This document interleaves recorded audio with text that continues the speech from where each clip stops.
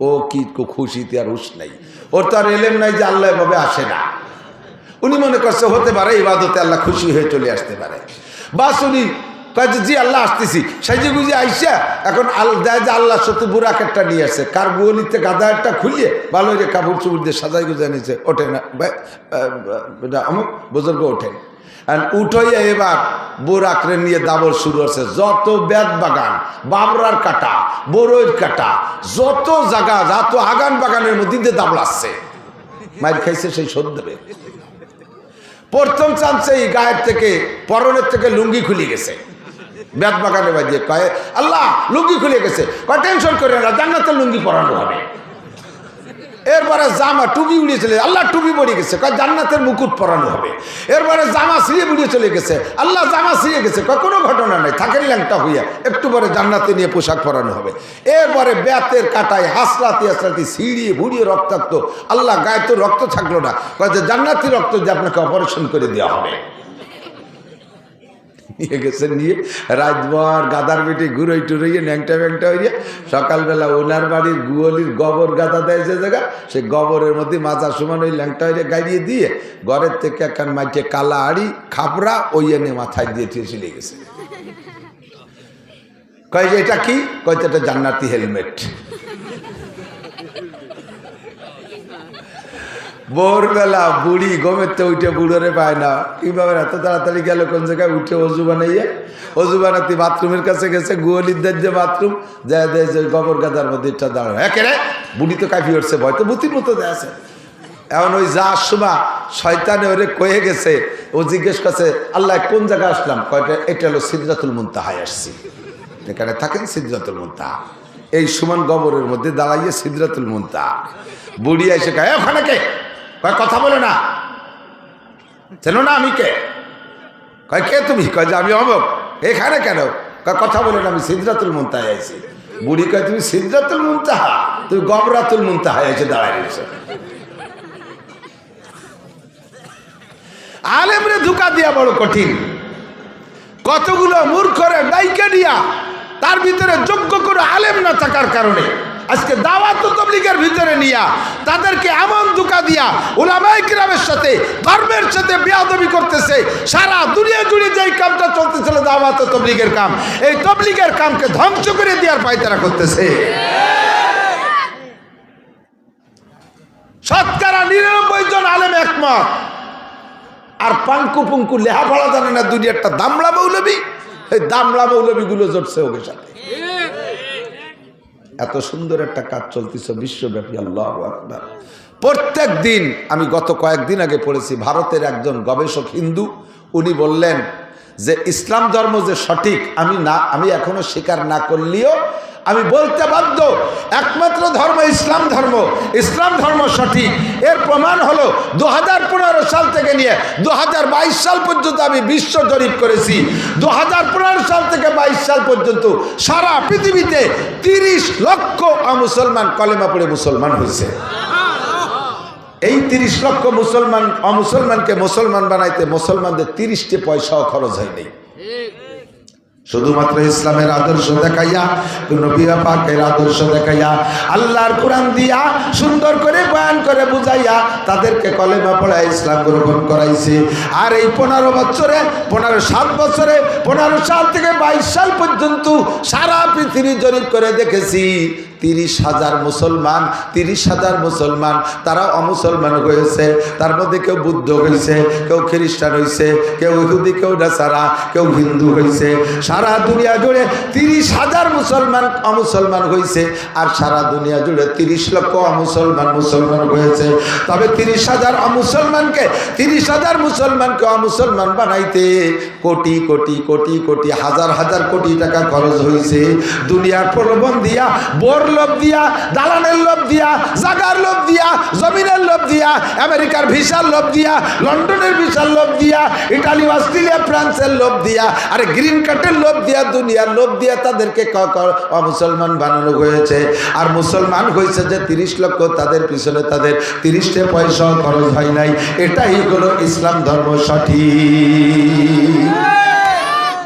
ইন্নাদ-দীনা ইনদাল্লাহিল ইসলাম, ধর্ম বলতে একমাত্র, জোরে বলেন কি? আরো জোরে। যুবক রেডি হয়ে যাও, বেশি দেরি নাই। গজওয়ায়ে হিন্দ, হিন্দুস্তান থেকে বিশ্বের শ্রেষ্ঠ যুদ্ধ হবে। আবার নবী ১৫০০ বছর আগে ভবিষ্যৎবাণী দিয়ে গেছে। মনে হয় সময় কাছাই গেছে। এই সময় যদি মুসলমান যুদ্ধ লাগে, তোমরা কি নামবা না ঘরে বসে থাকবা? যুদ্ধের জন্য রেডি আছে, যুদ্ধের জন্য রেডি আছে।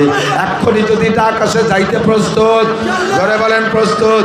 অনেকের হাত উঠান নাই ও বন্ধু, অনেকের হাত উঠান নাই। আরে যা লাগুক আর না লাগুক, হাতটা উঠাইয়া সাক্ষী দেয় কিয়ামতের ময়দানে গজওয়ায়ে হিন্দের যোদ্ধাদের সাথে আল্লাহ পাক আমাদেরকে জান্নাতি করবে। আল্লাহু আকবার, আল্লাহু আকবার। মাশাআল্লাহ, জাযাকুমুল্লাহ। এই সময় কোন প্রকার ফিতনা আমরা মেনে নিতে রাজি। দাওয়াত ও তাবলীগের মাধ্যমে ডেলি 1000 করে অমুসলমান কলেমা পড়ে মুসলমান হচ্ছিল। ডেলি 1000 অমুসলমান কলেমা পড়ে মুসলমান হচ্ছিল। এমন সুন্দর একটা কাজের ভিতরে বাধা সৃষ্টি করেছে ওই ইসরায়েলি নেতানিয়াহুর গোষ্ঠী। ওখান থেকে পয়সা দেয়। এখন সব গোপন তথ্য বের হয়ে গেছে। এই যে মুয়াজ বিন নূর বড় মস্তান, যেটা ওরে অ্যারেস্ট করে নিয়ে যখন রিমান্ড এনেছে, ও স্বীকার করছে মোসাদের মাধ্যমে। মোসাদ ইসরায়েলের গোয়েন্দা বাহিনীর গোয়েন্দা গ্রুপের নাম হলো মোসাদ। ওই গোয়েন্দার প্রধানের সাথে এরা সবসময় এই কি বলা হয় ওয়াসিফ সাহেবের ছেলে উসামা আর এই মুয়াজ বিন নূর, এরা সবসময় যোগাযোগ রাখে। ওই মোসাদের টাকার মাধ্যমে দেশে এই কামগুলো করে। বাংলাদেশের টঙ্গীর ময়দানে 18 সালে যখন ওরা তালবি আলিমদেরকে মারছিল, যেদিন এখানে মারামারি হয়, ওই দিন সেই ইরা সাহেব সাদ সাহেব ইসরায়েলি যে নেতানিয়াহুর সাথে আলোচনা করে, ওখান থেকে পাওয়ার দেয় আর এখান থেকে মারে। আর ওদের সাথে আছে আমেরিকা আলা। মুসলমানকে দুনিয়া থেকে ধ্বংস করবে। ইসলাম নিধন আন্দোলন, কুরআন নিধন আন্দোলন, মুসলমান নিধন আন্দোলন, এটাই তাদের উদ্দেশ্য। তারা তাবলীগের কিছুই করে না, শুধুমাত্র নাম কি আসছে ময়দানে আমাদেরকে ধোঁকা দেওয়ার জন্য আসছে। ধোঁকাবাজদেরকে চিনে ফেলাইছি এই বছর 31শে জানুয়ারি, 1-2 ফেব্রুয়ারি, 31শে জানুয়ারি, বলেন 31শে জানুয়ারি, 1-2 ফেব্রুয়ারি টঙ্গীর ময়দানে উলামায়ে কেরামের নেতৃত্বে ইজতেমা হবে। আমরা এখানে যাবই ইনশাআল্লাহ। মুসলমান এবার ইজতেমায় যাইবা, অন্যবার না গেলে এবার যাবা। আসুক এবার ইজতেমা। আমি বলেছি, আমি দাবি করেছি ইজতেমা 3 দিন নয়, 1 সপ্তাহ যাবত প্রয়োজন হয় ইজতেমা করব, মাঠে ইজতেমা করব। আয় কে আসবে ইজতেমা করতে? পরের পর্বে আয়। ইনশাআল্লাহ ইজতেমা এবার একবারই হবে, দেখায় ছেড়ে দেবে ইজতেমা ইনশাআল্লাহ। আল্লাহ তাআলা মুসলমানদের শান ও মান বাড়ায় দেখ, বলেন আমিন। উলামায়ে কেরামের সাথে থাকার তৌফিক দান করেন। আলেমের সাথে তাবলীগে যাবেন, ইনশাআল্লাহ শিখতে পারবেন। হাজার হাজার মাসালা আছে, যে মাসালা না জানা থাকার কারণে আপনার নামাজ হচ্ছে না। নবী পাক বলেন, এর একটা মাসালা শুনবা, শিখবা, আমল করা ছাড়াই শুধু শুনলে এবং শিখলে। শিখার সময় আমলের নিয়তে শিখবা, শোনার সময় আমলের নিয়তে শুনবা, তাতেই তোমাকে লাগাতার 60 বছর নফল নামাজ ও নফল রোজার নেকি দান করা হবে। নবী পাক বলেন, মাজলিসু ফিকির খায়রুম মিন ইবাদাতি 60 সানা। মূর্খদের সাথে গেলে কি শেখা যায়? মূর্খদের সাথে গেলে এক মূর্খ আমির আর কতগুলো মূর্খ সে জায়গা মামুর হয়ে গেছে। এই মূর্খ ওই মূর্খদেরকে কি শিখাবে? শুধু রান্না বান্না খাওয়া শিখাবে আর একটু দাওয়াত দেওয়া শিখাবে, তাই ছাড়া কিছু শিখাইতে পারে না। আমি 2013 সালে 20 জনের একটা জামাত নিয়ে গেছি।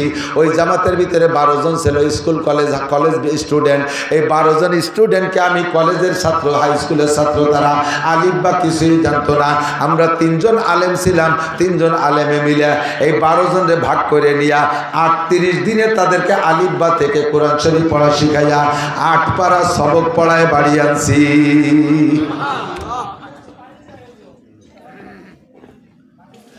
8 পারা সবক পড়াইয়া কোরআন শরীফ শিখানোর পরে 8 পারা। এরপরে অজুর ফরজ, অজু ভাঙ্গার কারণ, নামাজের ফরজ, নামাজের ওয়াজিব, নামাজের সুন্নাত, নামাজ ভাঙ্গার কারণ, তারপরে আরো যত যা কিছু আছে, জানাজার দোয়া, জানাজার নিয়ম, সব কমপ্লিট করে আনছি। এই ছেলেগুলো যদি বিসিএস ক্যাডারও হয়, সে তার আব্বার জানাজা পড়াইতে পারবে, যে কোনো জায়গায় দাঁড়ায় ইমামতি করতে পারবে, নামাজ পড়াইতে পারবে। সে যদি অফিসার হয়, আল্লাহর কোরআন তার মধ্যে আছে, ইনশাআল্লাহ দুর্নীতি করতে পারবে না। কথা বলেন ঠিক কি ঠিক না? আল্লাহর কোরআন যার মধ্যে থাকে ও যত বড় অফিসার হোক, কোরআনে তার মধ্যে ঢেকুর ছাড়বে। আমার মুরব্বীরা সাক্ষী দেন, এখন তো দুনিয়া অনেক ডেভেলপ হয়ে গেছে, অভাবনাটন চইলা গেছে। আমাদের ছোটবেলায়, আপনাদের ছোটবেলায় সকালবেলা গরম ভাত কয় চাচা খাইছেন? বেশিরভাগই পান্তা ভাত, ঠিক না? পান্তা ভাত, পান্তা ভাত আর গলা ডিশ পানি, কাঁচা মরিচ আর পিঁয়াজ দিয়ে, মরিচ দিয়ে, চিনি থেকে মাহাইয়ে গড় গড় করে চুমুক দিয়ে খাইয়ে ডাঙ্গায় চলে যেতেন, চকে চলে যেতেন। যাইয়ে 2 কাপ দেওয়ার পরে 3 বার পেশাব করলে সাপ পেট খালি, কিছু থাকতো না পেটে। এই সকালবেলা পান্তা ভাত খাইতো কি দিয়ে? কাঁচা মরিচ আর পেঁয়াজ দিয়ে না? কাঁচা মরিচ আর পেঁয়াজ। এরপরে দুপুরবেলা এসে ভালো ভালো খাইছে, কিন্তু আসরের দিকও ডেক সাড়ে গেড়গা করে ডেক সাড়ে, ডেকের মধ্যে পেঁয়াজের গন্ধ। কয় সকালে পেঁয়াজ খেলাম, তারপরে দিয়ে কতটা খেলাম, সেই পেঁয়াজের গন্ধই সন্ধ্যের সময় পাওয়া যায় কেন? কয় দিনের শুরুতে যা খাও তার প্রভাব পেটের মধ্যে থেকে যায়। এই জন্য যত ভালো খাও সেই সকালে পেঁয়াজের ডেক সন্ধ্যে পর্যন্ত পাবা। তেমনই জীবনের শুরুতে যদি কোরআন খাওয়াই দেওয়া হয়, ওই ছেলেটা আইএ, বিএ, এমএ, বিসিএ, ডাক্তার, ইঞ্জিনিয়ার যত বড় অফিসার হোক না কেন, ও যে জায়গা যাবে তার ডেকুরির মধ্যে কোরআনের গন্ধ বের হবে। ও কখনো দুর্নীতি করতে পারবে না, কোরআন ওরে হাত ব্রেক করে ফেলবে। কথা কন? আমরা গালাগালি করি না, হুজুররা কাজায় না। হুজুরকে মুখে গালি শুনছেন নাকি? গালি দেই না কেন? জানি নে তাইতে দেই না নাকি? কাজাকাজি জানি নে তাই মনে হয় নাকি? পাল্লা দেবেন কাজাইয়ে? মুখ দিয়ে করতে পারবো না, খাতায় লেহে দিতে পারবো। আপনারা জানেন শুধু ভাঙ্গা, ফরিদপুর, গোপালগঞ্জের কাজাকাজি, আর আমি জানি সারা বাংলাদেশের গালাগালি। ডেলি সপ্তাহে 10টা-20টা ডিস্ট্রিক্ট আমি অতিক্রম করি, সব জানি, কিন্তু বলতে তো পারলাম না কোনোদিন। ঠেকাইল কে? ভিতরে কোরআন শরীফ আছে যে কোরআনের ডেকবারি, কাজানির ডেকবারি হই না, কোরআনে ব্রেক করে ফেলাইছে। কথা কন? এই জন্য কোরআনের শিক্ষা দরকার। উলামায়ে কেরামের সাথে তবলিগি যাবেন, আলেমরা রমজানে বেশি যায়, রমজানে চিল্লায় যাবেন। ইস্তেমার থেকে উলামায়ে কেরাম যায়, ইস্তেমার থেকে চিল্লায় যাবেন। ইনশাআল্লাহ আলেমদের সাথে ঘুরলে কোরআন শরীফ পড়া শিখবেন। 5 জন বুড়ো মানুষ নিয়ে গেছিলাম ওই জামাতের ভিতরে। বুড়ো মানুষের ব্রেন কম হয়ে যায়, আঠালি মাটি শক্ত হয়ে গেলে যেমন ওর মধ্যে কিছু খুশলি রয়ে না। পোলাপানের বেরেন থাকে নরম কেদার মতো, যা দিয়ে তাই মনে থাকে। ছোটবেলা যা পড়ছি এখনো মনে আছে। কথা কান? ঠিক না?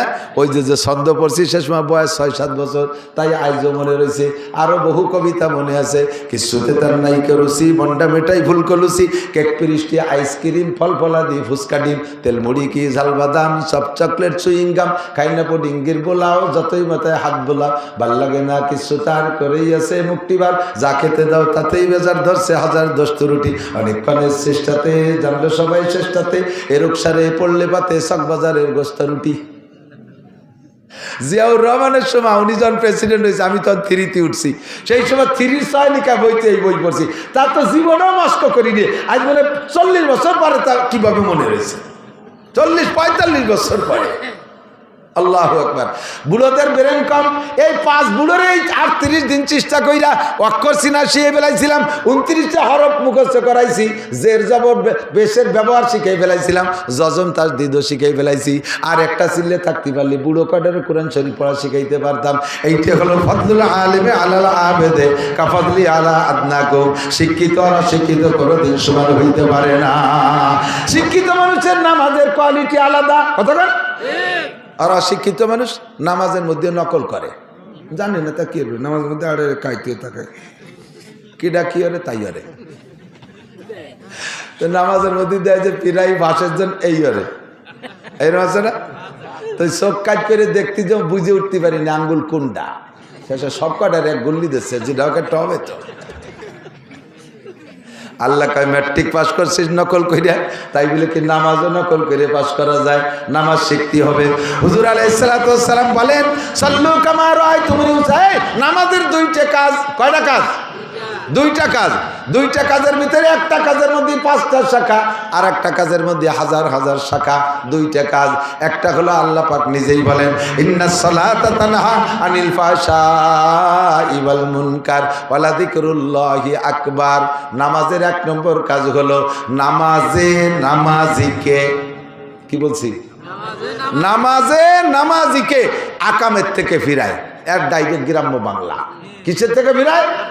আকাম যা যা আছে সুদের থেকে ফিরায়, ঘুষের থেকে ফিরায়, মিথ্যা থেকে ফিরায়, গিবাত থেকে ফিরায়, অপবাদ দেওয়া থেকে ফিরায়, বিড়ি খাত থেকে ফিরায়, তাড়ি খাত থেকে ফিরায়, গাঁজাবাদ থেকে ফিরায়, সুদের থেকে ফিরায়, ঘুষের থেকে ফিরায়, জিনার থেকে ফিরায়, আইল খেলার থেকে ফিরায়, আইল জাল দলিল থেকে ফিরায়, মিথ্যা সাক্ষী থেকে ফিরায়, মিথ্যা মামলা থেকে ফিরায়, বেপর্দা করার থেকে ফিরায়, বিড়ি সিগারেট থেকে ফিরায়, যত আকাম আছে সব অন্যায় থেকে নামাজে ফিরায়। জোরে বলেন কিসে ফিরায়?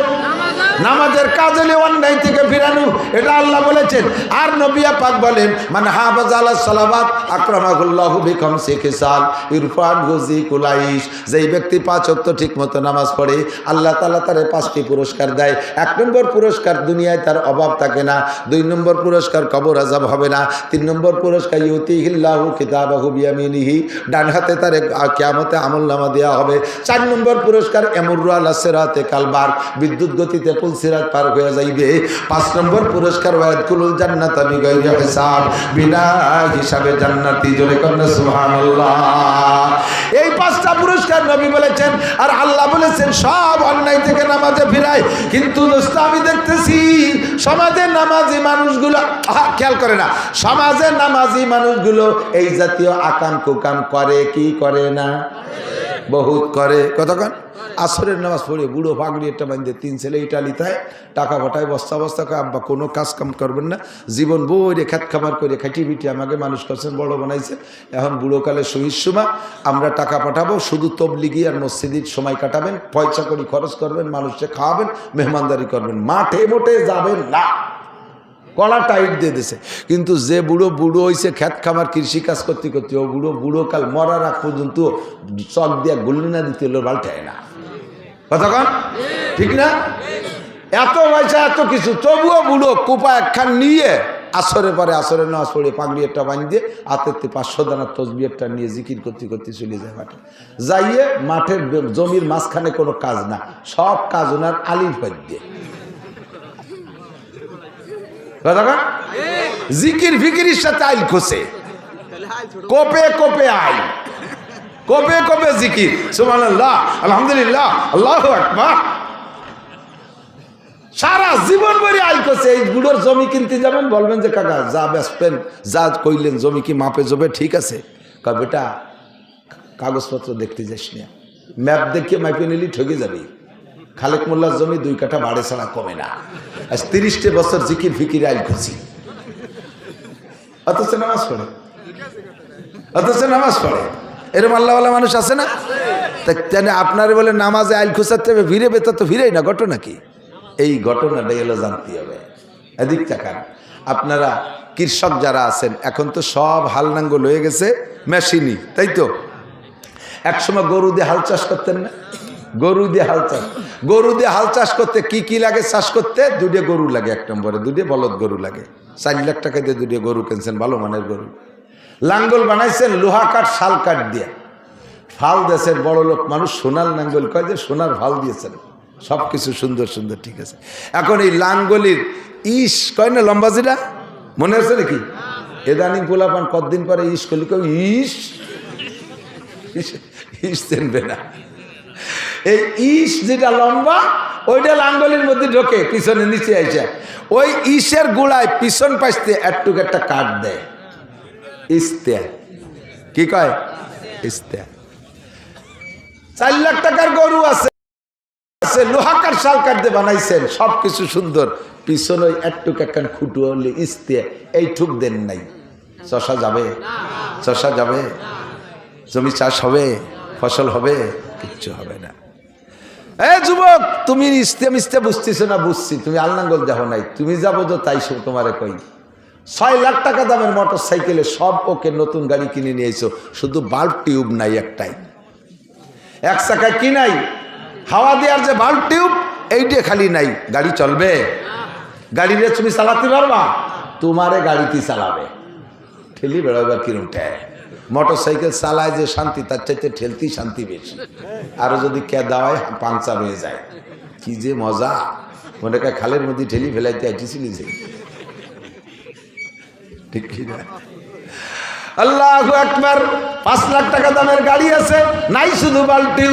এই গাড়ি যেমন চলে না, 4 লাখ টাকার গরু সোনার লাঙ্গল, পিছনে একটু একটা খুঁটো নাই, তাতেই আপনার লাঙ্গল যেমন চলে না। আপনার নামাজের মধ্যে অনেক অনেক কিছু আছে বাবা, শুধুমাত্র ছোট্ট একটা ইস্তে নাই, একটু একটা বালতিও পড়ে গেছে, তার কারণে আপনার নামাজ নষ্ট। এই নামাজে কোনোদিনও আপনারা আইল কুচাতে ফিরাইতে পারবে না, দুধে পানি দেওয়ার থেকে কমে ফিরাইতে পারবে না, মাপে কম দেওয়ার থেকে ফিরাইতে পারবে না, মাপে বেশি আনার থেকে ফিরাইতে পারবে না, গিবাত শেখার থেকে ফিরাইতে পারবে না, বিড়ি সিগারেট থেকে ফিরাইতে পারবে না, ব্যারাক অ্যাডামস কারিতাস বিআরডিবি স্বনির্ভর জাগরণী চক্র আশা প্রশিকা গ্রামীণ ব্যাংকের থেকে সুদে কারবারেতে ফিরাইতে পারবে না, জাল দলিল মিথ্যে সাক্ষী মিথ্যে মামলা থেকে ফিরাইতে পারবে না। কারণ যেই নামাজে ফিরেবে সেই নামাজই আপনার হয় না। ছোট্ট একটা পিন পড়ে গেছে, ছোট্ট একটা ইস্তে পড়ে গেছে লাঙ্গলের পিছনের থেকে, এইটি আপনার জানা নাই। এর একটা মাসালা শুনলে শিখলে আল্লাহর নবী বলেন খায়রুম মিন ইবাদাতি সিদ্দিনা সানা, লাগাতার একটানা 60 বছর নফল নামাজ ও রোজার চাইতে বেশি নেকি। বলবো দুই একটা মাসালা বলবো, আমার ইউটিউবের বয়ানের মধ্যে সবই আছে, শুনলে পাবেন, তারপরও সামনে শোনার বরকত আলাদা। আল্লাহ ইমামে আদিক ওযু বানাইছেন শীতকালে দিন আমার বাবারা, খেয়াল করেন, তার আগে আপনি পেশাব করতে গেছেন, পেশাব কইরা বুড়ো মানুষ পেশাব করতে গেলি তো ওইসা আগের মতো তো আর দূরই যায় না পেশাব, বুড়ো মানুষ তো জায়গায় গোড়ই পড়িয়ে যায়, পড়ার সময় আশেপাশে যে মাহাই গেছে তা আপনার খেয়াল নাই, আপনি কোনো মতে একটু পানি দিয়ে এক জায়গায় ধুয়ে টুয়ে চলে আইছেন, ফাঁসে কিন্তু নাপাক মাখাই দিছে। নামাজের ফরজ 13টি, একবার বলেন কয়টি? আমার সাথে বলেন, 1 নম্বরে শরীর পাক, 2 নম্বরে কাপড় পাক। আপনার এই জায়গা দুইয়ে মাইর খাইছেন, জায়গায় একটু পানি দিয়ে দিয়ে চলে আসছেন, পাশে মাখাইছে, সে জায়গা ধৌত করেন নাই। এরপরে হাঁটা দেওয়ার সাথে সাথে যুবকদের পেশাব আর বুড়োদের পেশাব আলাদা, যুবকদের পেশাবে ফোর্স বেশি, এক গতিতে ক্লিয়ার হয়ে বেরোয় চলে যায়, তারপরও হাঁটা দেওয়ার পরে একটু পড়ে। আর বুড়ো মানুষের পেশাব একবারে ক্লিয়ার হয় না, হাঁটা দেওয়ার পরে খানিক সময় দাফাদাফি লাফালাফি কাশাকাশি করার পরও কেমন যেন কুট করে একটা কামড় দেয়, নিচের দিক সুর সুর ঠেকতেছে, 1-2 ফুটা পড়িয়া গেছে। ওই 1-2 ফুটা পড়িয়ে গেল কোন জায়গা, ওই জায়গা তো আর খেজুর গাছের রস বাঁধানোর মতো ঠিলে পাতা নাই, ওই 1-2 ফুট পড়িয়ে লাগবে আপনার কাপড়ে, আপনার গায়ে। 1 নম্বর আর 2 নম্বর ফরজ আপনার মাইর হয়ে গেছে। কথা বলেন, ছোট্ট ছোট্ট 2টা কাম, 1 নম্বরে শরীর না পাক, 2 নম্বরে কাপড় না পাক। আপনি যত সুন্দর করে কাবা ঘরের মধ্যে যে নামাজ পড়লেও ওই নামাজ আপনার হয় নাই। আর নামাজ যেহেতু হয় নাই, নামাজের ক্রিয়াও আর পাইবেন না, নামাজের যে প্রতিদান পাওয়ার কথা ছিল সেটা আপনি পাইবেন না। এই জায়গা চলে গেছে আপনার 1 নম্বর মাইর। 2 নম্বর সামনের দিকে আগান। এবার আপনি অজু বানাইতে গেছেন, কলের নিচে পা পাইতে দিয়ে পানি ছাড়ি দিয়ে পাউ দিয়ে পারে ডলে ডলে চলে আসছেন। এই যুবক হোক আর বুড়ো হোক, শীতকালে পা শুকোয় যায়, ভালো করে ডলে মলে পানি না পৌঁছইলে উপর দিয়ে ভাসা ভাসা চলে যায়, একটা চুল রে খাড়াভাবে রাখা যায়। এতটুক জায়গা যদি অজুর অঙ্গগুলোর মধ্যে শুকনো থাকে, আপনার অজু হয় নাই, অজু হয় নাই তো নামাজ হয় নাই, আপনার নামাজের ইস্তে পড়ে গেছে, আপনার নামাজের বালতিও পড়ে গেছে, ওই নামাজের যা পাওয়া দরকার ছিল এই জন্য আপনি পাচ্ছেন না, ফলাফল পাইছেন না, রুজিরও বরকত হচ্ছে না, আপনাকে আকাম থেকেও ফিরাইতে পারতেছে না। মহিলারা বাচ্চাদেরকে বাচ্চা কাচ্চা লালন পালন করে, ছোট দুধের বাচ্চা কোলের মধ্যে পেশাব করে দিছে, কোলে পেশাব করে এরকম একটু কোষমারি ফেলাই দিয়ে একটু পানি ছিটিয়ে দিয়ে আল্লাহু আকবার দাঁড়াই গেছে। কলো ফেরেস্তা, ওনার সাল বলে ফেরেস্তা, ফেরেস্তা ফেরেস্তা তো ফেরেস্তার মুত্ত পাক, ফেরেস্তা কি পেশাব করে? জিবরাইল আলাইহিস সালাম মিকাইল সালাম যদি পেশাবই করতো তাহলে আমরা তো থাকতে পেতাম না, বাইচে চলে যেতাম। ফেরেস্তারা লা ইয়াবুলু আলা আশের বাচ্চার মতো ভ্যাস ভ্যাস করে মারতি তালে আছে, কাজীটা ফেরেস্তা না, ওর পেশাব পায়খানা সম্পূর্ণ না পাক, কাপড় নিংড়াইয়া গায়ে লাগছে, কাপড় সোয়াইয়া ভিতরে যে গায়ে লাগছে, শুধু উপরে পানি মারছো, গাটা ভিজে রয়েছে, তোমার নামাজ হয় নাই। কাজেই মহিলা তুমি এখনো পর্দা করা শেখো না, শরীয়তের তোমাকে অন্যায় থেকে জাত থেকে ফিরাবে নামাজে, এই ফিরাইতেছে না কারণ হলো তুমি বেপর্দা করতেছো, তোমার নামাজ হয় নাই, তুমি মিথ্যে কথা বলতেছো, নামাজ হয় নাই। মহিলা তুমি গালাগালি করো, তোমার নামাজ হয় নাই, গালাগালির থেকে ফিরতে পারছো না, স্বামীর সাথে বিয়াদবি করো, কারণ তোমার যেই নামাজে তোমার অন্যায় থেকে ফিরাবে সেই নামাজই তোমার হয় নাই। 1 নম্বরে এই সমস্যা। আমরা পুরুষরা আর একটা নামাজ পড়তে জানি ওই ইস্তের মতো আর বাল্ব টিউবের মতো ছোট, কিন্তু পাওয়ার খুব বেশি। সাইজে ছোট হইলেও মশালা খুব বড়, কঠিন। নামাজে দাঁড়াইছেন ইমাম সাহেব, এই ইমামের পিছনে নামাজে দাঁড়াইছেন, ইমাম সাহেব তকবীর বলছে, ইমাম সাহেব তকবীর, প্রথম তকবীরে তাহরিম, প্রথম যে তকবীর, এই তকবীর বলা ফরজ। এই তকবীর কি ফরজ? অনেক মুসল্লি জানে না।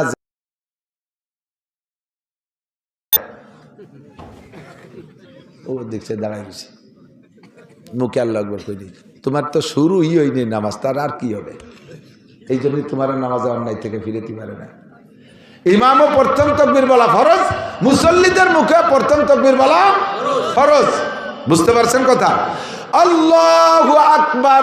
এ জায়গায় আর একটা চিকুন মাসালা আছে। ইমাম সাহেব তাকবীর বলছে একটু টাইম নিয়ে, লম্বা করে, বড় জামাত হলে এরকম টাইনি পড়ে, আল্লাহু আকবার। ইমাম আল্লাহ করে আহুরে টানতেছে, আর আপনি শটে মারি দিয়েছেন আল্লাহু আকবার। হেসেন না, বুঝে নেন। ইমাম সাহেবের আল্লাহু আকবার বলার আগে, ইমাম সাহেবের আল্লাহু আকবার বলতে শেষে রওনা, এই ইমামেরটা বেরোনোর আগে যদি আপনারটা বেরোয় যায়, তাহলে আপনার ইমামের পিছনে ইক্তেদা হয়নি, নামাজ হয় নাই, ওই নামাজে আপনার আকামতে ফিরেতে পারে না। এই অ্যাক্সিডেন্ট হয় কি হয় না?